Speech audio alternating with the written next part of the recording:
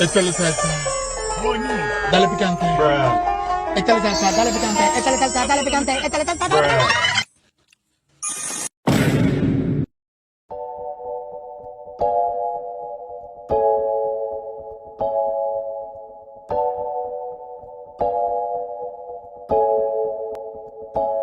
Hey, what's up, YouTube? Guys, this Saturday we have one of the most exciting but underrated fights that we have on the entire card. This fight could bring significant changes to the welterweight division and might even reveal the next title contender. And yes, I'm talking about Ian Machado Garry against Michael Bannon Page. So yes, guys, let me break down for you this fight. These two fighters have distinct fighting styles, and when these two fighting styles are combined, it can completely promise that this is going to be an electrifying matchup. And MVP is essentially a counter striker who takes high risk in terms of his defense, exposing himself all the time but hitting extremely hard. And to illustrate this power, let's recall the X-ray taken after MVP fought Cyborg Santos.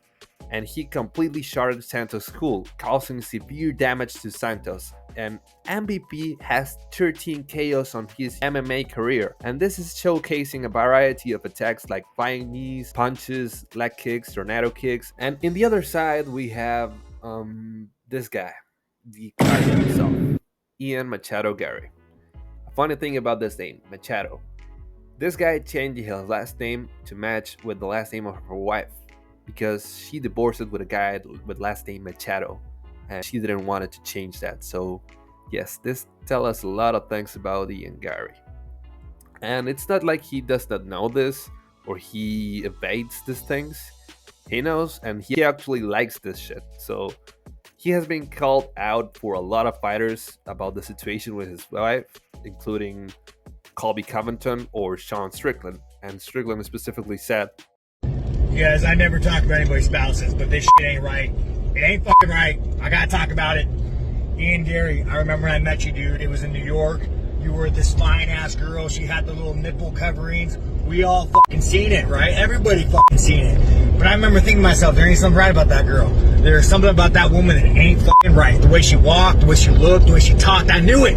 Now I'm finding out you're 26, she's fucking 40, the ex-fucking husband lives with you, you took the last name, motherfucker, she wrote a book on how to be a wag. I didn't know what a wag was until now, dude. This shit ain't right, dude. She's a succubus. You gotta run away, bro. Hot girls are a dime a dozen. We'll get you one, we'll get you ring girls, we'll get you two at the same time, bro. You gotta pull the ripcord, man. It ain't fucking right, my friend. You gotta pull that fucking ripcord. I'm here for you, and making news here for you. Do the right things, Ian Garry. Fucking pull that fucking ripcord. so yes, after all that, this guy is with a girl that has a book, and you will say, oh wow, this is something really good. She has a book. Well, not that much. She has a book about how to be a wag.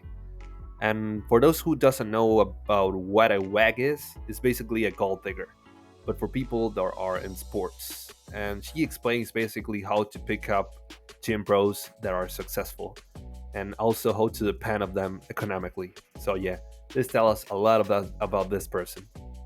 But let's stop talking about this girl. Let's talk about the Ian Garry, the cock. Let's be honest about his fighting style. He is a really good prospect that the UFC has right now, having a record of 14-0. He's basically a really evasive fighter that manages really well distance, that likes to do just the necessary to fight to win his fights. And also he's having a really good timing with his kicks, almost always landing them and being a really aggressive fighter. But when he needs to be, it's really a very calm one too. So yeah, his fighting IQ is very high. He's not desesperating a little bit in his exchanges, and also he's showing to the audience sometimes a little bit of boring fights, let's say, due to his cautelosity. So yes, in one hand we have one of the most aggressive, explosive, and creative fighters that the UFC has right now.